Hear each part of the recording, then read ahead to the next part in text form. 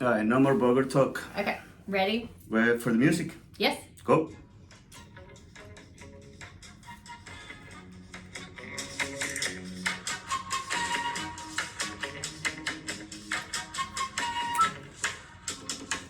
Welcome to episode number 4 of 30 Minutes Down South. My name is Allison and her name is Carlos. Carlos Derringer. How you doing, Carlos? I'm fabulous. How are you? Your accent is, I can tell if you're actually It's in American. Well, I'm back from Vegas. Came back. Vegas, baby. Yeah, I came back on Monday. We had this ReMax conference over there. It's called the R4. Mm-hmm. You know what? Now that I think about it, I don't remember what the R4 stands for. Someone asked me that last week, and I said I have no idea what Do it's you called know? R4. No, I don't. And I didn't get to go, so. Referrals should be there. It's got to be there, right? Referrals, real estate. I do know now. I learned after 4 years in here. I learned a little bit about the history behind the ReMax brand, how it all started. Now, it was a big anniversary. 50 years of ReMax. 50 years with the brand. I gotta tell you, I'm not a big corporate guy. I love to do things my own. No. I You just don't like to follow the rules. What? No, I do like to follow the rules. I'm actually a very, very strict rule follower, you know, when it comes down to... Your rules. You follow your rules. Well, very strictly. yeah, well, you know, like...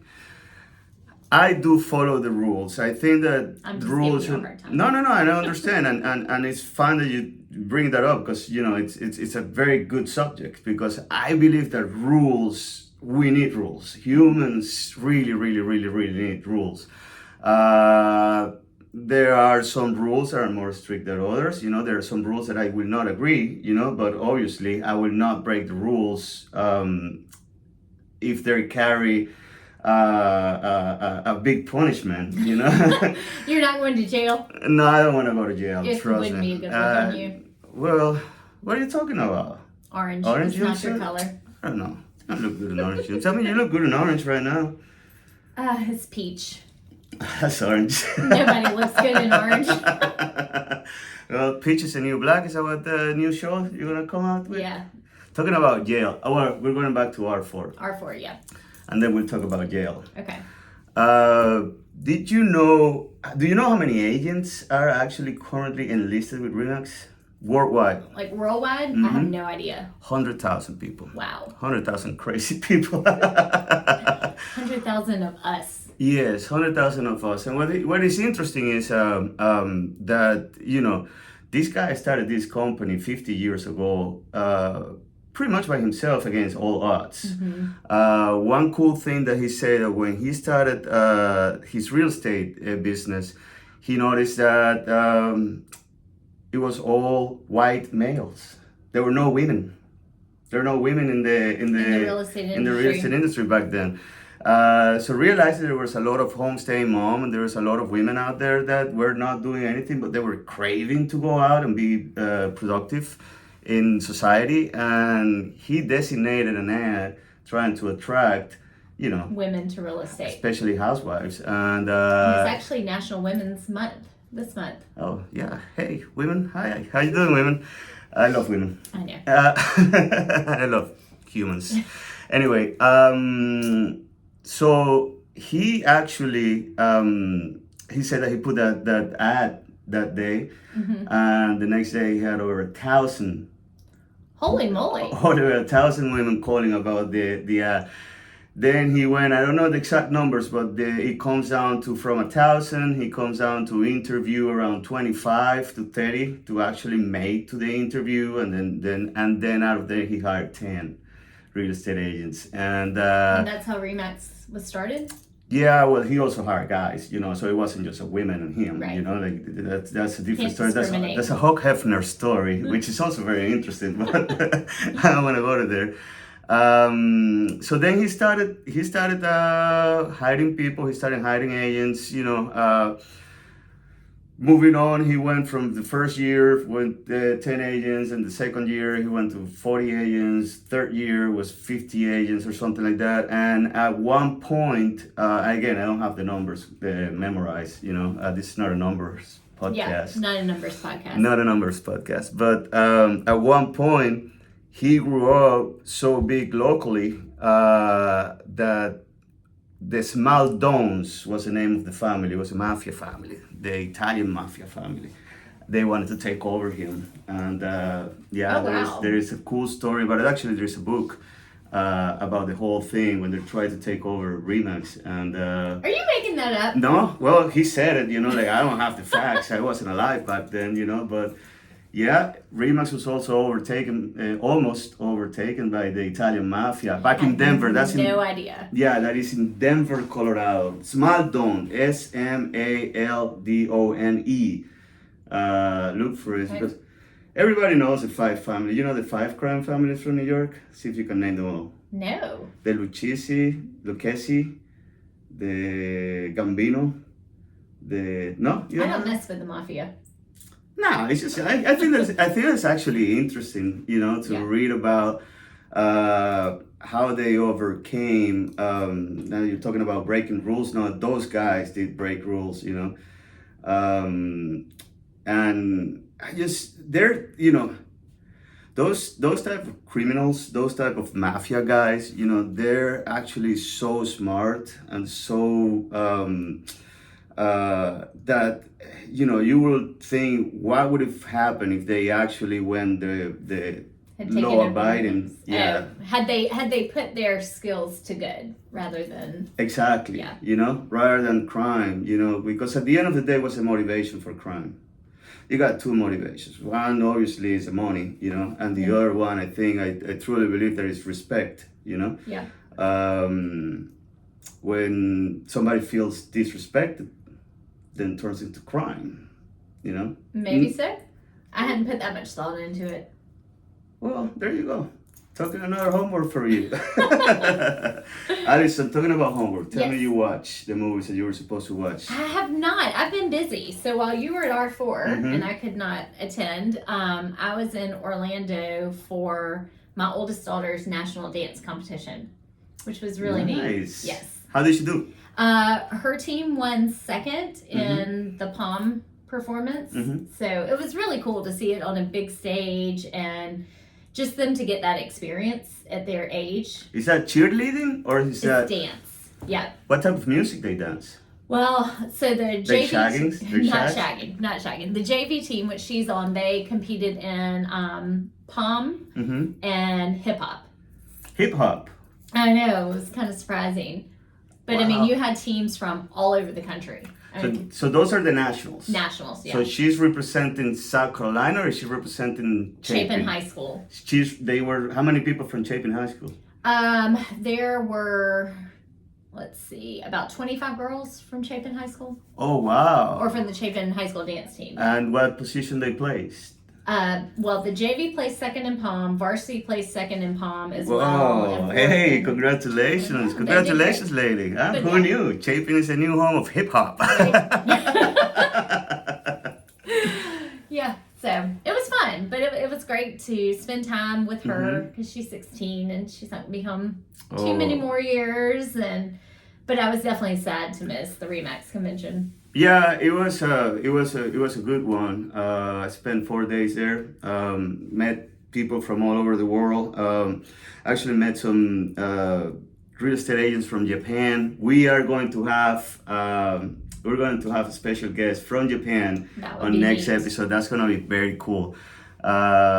People from Chile, Argentina. Met agents from all over the world, which is very interesting. I mean, I love meeting people in general, no matter what, But you're when a people person. Yeah, when you're talking with people with all over the world and you're asking them, the silly questions that you ask here, hey, how's the market? But you go into so how does that work over there? So how does that work in Japan? How does that work in Chile? How does that work in Argentina? Do you have the due diligence? Do you have the inspection reports? Do you have, earnest money? Yeah, I'm excited to hear what she says. Yeah. Because, it's just so different within our state, much less from one country to another. Well, here's a little thing, and I don't want to spoil it, but it's a lot alike.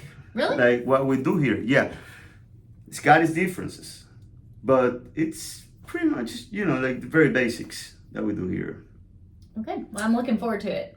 Talking about real estate, I got a question for you. Have you been following the Murdaugh trials, the Murdaugh trial? Who has not been following the Murdaugh trials? I'm convinced that most people didn't work for 6 weeks. Except the judge. Except the judge, yes. They pretty much just sat in front of the TV and listened to that trial. And it's crazy. It's definitely intriguing. I heard about it, obviously. That thing was going on, and you'd have to be living under a rock not to hear about it. Well, here's the thing. I knew it was happening. I was just like never really put a single minute onto it. Right. I knew what was going on. I read here and there. Somebody killed here, somebody killed there. Somebody stole money here and somebody stole money there. It's pretty much the biggest trial, televised anyway, since the O.J. Simpson trial. I understand that now, and you missed it. Well, I did miss a live feed, yeah. But then when I was coming back from Vegas, I spent a lot of time on the airport, and then my flight got delayed, so I was sitting there. I was like, you know what? I'm just gonna catch up on this guy. My God, talk about the mafia families. I mean, that family actually is unbelievable, and I'm not apologizing for those that hasn't been convicted yet. I mean, like, I think they're all guilty. Period. I'm gonna say it. You're not gonna be picked as a juror. Well, yeah, I won't. But the truth is, that you cannot just say, oh yeah, we've been like this for 100 years, but it wasn't me. I haven't touched that. I mean, you are a crook, and it's under the family, and you sit down and eat dinner together, and you talk about it. That's how it works. You're not gonna. Anyway, what I was gonna bring up on that is that their house is for sale. It's under contract, actually. Yeah. Do you have any information about it? So, I bet you do. It's actually somewhat close to where I grew up. So I've been really intrigued with the trial. Do you actually know any of those people? I do not, but I know people who know people. Of course. But yes, so that the actual property is over 1,700 acres, which is 1,700 acres, and I mean it's like master plan. I mean they have pines planted, timberland, they have dove fields, they have ponds for waterfowl hunting, they have over 2.5 miles of river frontage on the Salkehatchie River. Yeah. You can kayak, fish. I mean, it is an unbelievable property. Well, 1,700 acres, just to put it in perspective, do you have any reference of what an acre, Cost for example, yeah. Well, I know they have it listed for like 2,000 an acres what it comes down to. But that's not bad. No, it's got a house on it, like a 5,000 square foot house and outbuildings on all of that. So it's really not bad. That's almost $4 million. Yep. $2,000 per acre with all the water and all the buildings and all that. Yeah. wonder you what the timberland that can be monetized. Wonder what knocked that price down. So my question was, when we were discussing this at my house the other night, and the question came up: can you actually sell a house if you are convicted of a crime? I'm not following the question. What do you mean if you can sell a house if you're convicted? All right. So at this point, the owner is in jail. Correct. Because he was found guilty. Correct. For murdering his wife and son. Yeah. But he has his house for sale. Okay. So the question was, can you actually sell your personal property while you're in jail? Yes, of course you can. I mean, I guess that you probably have to have a power of attorney to somebody that can sign on your behalf. Of course you can. I mean, actually, the There's state some stipulations to that. The state probably, if you are under a lawsuit, like he's under what, 200 lawsuits, 300 lawsuits. Yeah, I think he literally has like 70-something charges pending against him. They gave him life in prison not because of the crime. They gave life in prison because by the time he ends up with all the lawsuits, he's gonna be 99 years old. So we're just gonna keep you here and feed you and give you, so you don't have to go back and first save a lot of money on Uber. Yeah. On Uber. But when he's facing all this stuff, I guess at one point they freeze your assets. I know that happens with drug convictions too. When they catch drug dealers, the state just sees all their assets immediately. So you cannot sell them and keep the money. So all has to go through sort of a probate court. Is that what you were gonna say? Yeah, I mean, if someone's in jail and they go to sell personal property and they have any type of litigation against them, where they would owe people money or people are suing them for, what's the word I'm looking for? To make things right over something settlements. That's happened. Yes, settlements. Okay. Thank you. Then that money will be held almost in a type of escrow, trust. Yeah. So that's what's happening right now? I could not find that out. I couldn't find out exactly how that's going to work with this property. It has to be because, he's he already owes so much money to everybody. To so many people. I don't think there's going to be anything left. I think it's for sale for $3.9 million. Uh-huh. So rumor has it Netflix bought it. Have you heard that? No, but I can totally imagine how somebody can open that as an amusement park, with tour guides and everything. And here are the kennels, which is, I'm pretty sure people would pay for that, Pretty bad. So I was I shouldn't say I was sort of surprised, but I was kind of surprised it went under contract so quickly. Why? Because there's the stigma of what actually happened. Allison, do you believe in ghosts? I didn't say it was haunted. Well, you didn't answer my question. Do you believe in ghosts? Oh, absolutely. You do? I do. Yeah. Tell me a story about ghosts. So I lived in a house about 15 years ago. And we had the strangest things happening on it. Like what? Well, what would wake up in the middle of the night, look like somebody was standing at the end of the bed, would have... No shit. Yes. So, like you see just like the silhouette, yes. Or you were able to see somebody? No, not like forms or shapes, but there were multiple times I would be in my bathroom and see what I thought was somebody walk through my bedroom door. Okay. And turn. Okay. To speak, and nobody was there. And then Ellie would stand up in her crib all the time and point at things, which David thought I was crazy and, just David doesn't believe in ghosts. At the time, no. At the time, no, but now he does. Well, there were some things that happened that he could not deny, So I had a friend of mine's child over at the house one day, and he turned and looked at me again, and he goes, "Miss Allison, who was that man standing right there?" You kidding me? No. So I did all this research on the house, couldn't find anything. I mean, all the previous owners were still living, but where we grew up, there was a lot of Indian burial ground. And after I moved out a few years later, talking with neighbors, they had all had similar things happen at their house too. So who knows? Never say never. I don't know. Like I've had situations too, but I'm just wired into like, if you don't bother me, I'm just... So let me ask you this.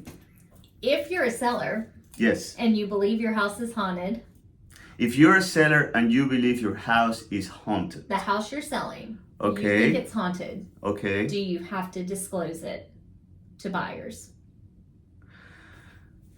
Like, what are you going to disclose? Yeah, I believe in ghosts and I see a couple ghosts in here. Like, I mean, you're talking about legally. I don't think that you can, that you have to legally. You can disclose whatever you want to. Legally, you don't have to disclose if there are ghosts in there. Now, you do have to disclose if there was a crime committed at one point. Is that true? You're looking at me like you did all your homework. I did do my homework because I was curious. I really was. Because I have had more than one buyer ask me, do you think this house is haunted? Well, that's an opinion. But they've also asked, especially if it's an estate sale. If the person died in there? If the person died in the house. Yeah. In the state of South Carolina, you do not have to disclose a death in the home. You don't have to disclose a crime in the home. But if you have a buyer ask and you know the answer, you have to disclose the answer. It. Yes. So if you're buying a house, you have to ask. Ask. No, You have to know which questions to ask. Yeah. I honestly don't believe in ghosts. Like I was when I grew up, they say, you know, you don't fear dead people, fear on the people that's alive. Yes. They can harm you. The dead people can't. There's an old song that my dad used to listen to, and it said, oh gosh, how did it go? I'll have to find it. I know, but it was talking about sitting. You know when they used to sit up with the dead, like wakes. Like no. So when people used to pass away, they would leave the body in the home. Okay. And the family would sit with the body until it was buried. Oh yeah. Okay, yeah. And the song said, because apparently sometimes reflexes would happen and people would sit up. And they would move. Yeah. Said, you know, not sitting up with the dead anymore since the dead started sitting up too. I'll have to find it. It was funnier when you listened to it. Yeah, that wasn't too funny. It was not very funny. I'm actually just laughing because it was not funny at all. It was rough. That was rough getting that story out. I mean, you had it. I'm sorry. It's okay. It wasn't funny. It really wasn't. I'm not laughing about the joke. I'm laughing about you. It was painful, but that's okay. Anyway, so those people have to disclose. Let's say you're the real estate agent for the Moselle. That's the name of the ranch, right? The Moselle property. The Moselle property. So if you're the real estate agent of the Moselle property, like, what do you have to disclose in there? You don't have to disclose anything. Well, at this point... I mean, at this point, everybody in the United States if you're buying the happened. Moselle and then you go closing and then, you know, weeks later, your neighbor comes in like, how do you buy this property? What do you mean? Well, do you know there was a crime here? What are you talking about? There was a crime here. Now, the price could reflect what happened, though. I'm pretty sure $2,000 per acre, that's pretty low, you know, even in the middle of nowhere, you know. Yeah. And with all the, I mean, you have how many buildings in there? I think it was 3 outbuildings, maybe. I mean, huge sheds and workshops and kennels. And I mean, it's crazy when you read about it. It's a hunter's paradise, for sure. Yeah, I did read, you know, Paul, what's his name, and all the stuff that he did, you know, all the hunting and growing up there, it does sound like paradise. Never been around that area at all. It's a beautiful area. Is it? Yeah, it really is. That's in between Charleston and Columbia, right? Yeah, well, yeah, it's down 95, I-95. Yeah. Yeah. Have you ever had anything like that? Like anybody asking you about crimes committed in the house, dead people? I have. Yes, I had one client in particular who was obsessed with whether someone had passed away in the home or not. So let me ask you, because he was afraid of ghosts.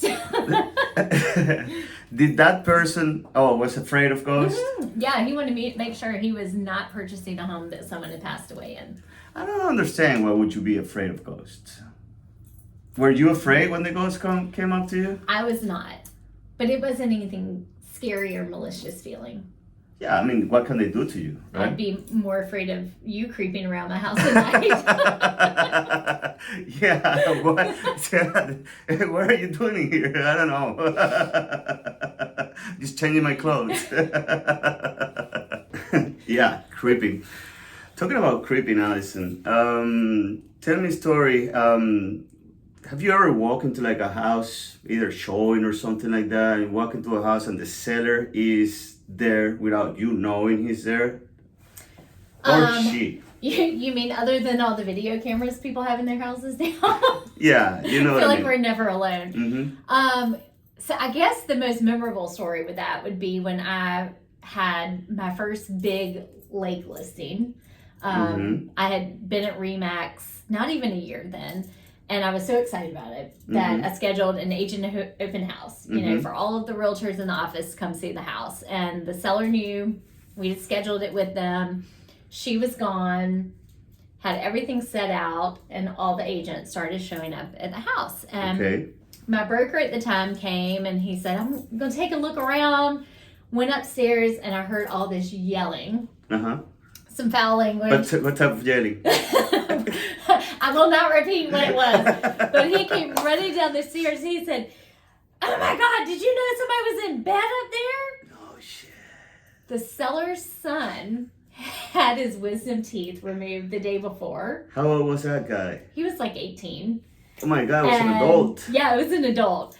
Had taken some pain medicine and had not woken up to leave the house for the open house and was passed he naked? out. No, he wasn't naked. He was passed out in the bed upstairs on mean, pain medicine. So, if I'm without a tooth and I'm on pain medicine, the first thing I do is gonna get naked. yeah. So what do you do? I shut the door and told everybody to stay out of that bedroom, and we went on with the Asian open house. So do you put like a Do sign? not disturb. Wisdom tooth recovery. Yeah, so that's probably the most memorable. I had experience one. I've had. I had one time the same. No, actually, I was showing a house. So I walk in with my clients. We made an appointment. You know, whenever you show a house, you have to make an appointment. Especially if there's people living in there. Right. So the listing agent will come and tell the sellers, "Hey, so and so is coming here at this time. Please leave. Let them do their thing, which is, you know, opening the house, walking around, showing." So we were in this house. Man, that was like 5 years ago. So I don't even remember what exactly it was. But we walk in. It was me and a couple. So I walk in. I always walk in first. I open the door and I walk in first, making sure, you know, that the house is actually empty. Right. There's nobody with a shotgun saying, "What the hell are you doing here?" You know. Hadn't had that happen. Oh, I've heard that happen before. You know, never happened to me. Knock on wood. You know, I don't like shotguns pointed at me. What? Most people don't. Yeah, they're scary. You know. Yes. They got that double barrel in there. Like, if you're gonna point a gun at me, I don't want it to be a shotgun. Well, at least you're looking out for your clients and you go in first. So yeah, so I was walking in, and they were looking. We started looking at the kitchen, started looking at the living room, whatever. We walk in, you know, and they're, you know, typical thing. And then I opened the master bedroom door, and there was this woman just lying there, completely naked. And oh my gosh! And full sleep. Allison, I'm talking about probably like it was like. Do you think you're getting punked? Huh? That show Punked. Punked with Ashton Kutcher. Yeah. Well, no. I mean, like it wasn't. No, that wasn't TV worth it. Like I don't know. And she didn't wake up. You know, so I opened the door. And she was just like laying there, like completely passed out. And Allison, it wasn't early in the morning, you know. It was, I don't know, I don't remember the time, but it was past noon. So I closed the door quietly, and I started to whisper on my clients, we gotta go, because trust me, you know, and I haven't been doing real estate for too long when that happened to me. I was probably in my first and second year. So that was over 7 years ago, right? So I started whispering because my first thought is like, this woman is gonna hear a noise. She's gonna grab a gun that she probably have on her nightstand, and she's gonna come out of that bedroom just shooting without asking questions, right? So at that point, all I wanted to do is like not wake her up. Just get out of the house. Just get out of the house quietly, right? So I'm telling my clients, let's get the fuck out of here. Let's get out. And the guy's like, what? What do you say, Carlos? Yo, you know that your accent is kind of thick right now. You need to shut up. Let's go. We need to move out. So, what's going on? Can we go to the master bedroom? It's got the master bathroom in there. I mean, like it was. So I had to like kind of like push them out and, you know, explain the situation to them, and, you know, just call the listing agent and say, man, what the hell is going on? But that was one, you know. It's never a dull moment. No, showing houses, you know, I've came in and I found rocks in the house. I've came in and found, you know, whatever. I always tell my clients, listen, if you're gonna lease your house and you're gonna have strange people here, put all your prescription medicines away, put all your guns away, put all your jewelry away, you know, like, you never know. You never really know who's showing. Most of us are, we have to pass a background check, and we all have to pass, they do a research on us, They do, but at the end of the day, there's a lot of licensed agents, and you can't control the people that are coming through. The buyers don't have background checks or anything. Correct. And we pre-qualify them as best we can. And that is the biggest problem. I mean, I trust all the agents, but whenever you're showing a house, and this happened to anybody, this happened to me too, you show a house and you have 4 or 5 people getting out of the truck, Right. and like, here is your client, and he's your client's dad, and he's your client's cousin, and he's your client's cousin's best friend, and his best friend has a friend, and then suddenly you're showing the house of 7 people. Yeah, you can't keep up with all of them. You cannot keep track with them. So lesson to learn in there. Lesson learned. About drugs and guns. I mean, this episode was kind of like drugs and guns and crime and All mystery kinds of- and murder. And you haven't seen The Matrix yet. No, And you I have haven't not. seen Terminator yet. I have not. I Have you s- seen Guardians of the Galaxy though? No, you didn't tell me to see Guardians of the Galaxy. I You didn't. told me to watch Chicken Little. I know. Did Guess you watch? what? You did watch it. I watched Chicken Little. I fell asleep in the middle. I'm not a big kids movie watcher, but I saw this guy's fine. And then he became the hero. I actually like the little guy. He's I was so rooting cute. for him. Yeah, he's weird though. Well, so are We all are. Anyway, 30 minutes on the nose. Allison, thank you so much. Good job. Thank you to everybody. Hope you enjoyed this, and next time we're gonna have Try not to be so dark. so keep it criminal. Ciao.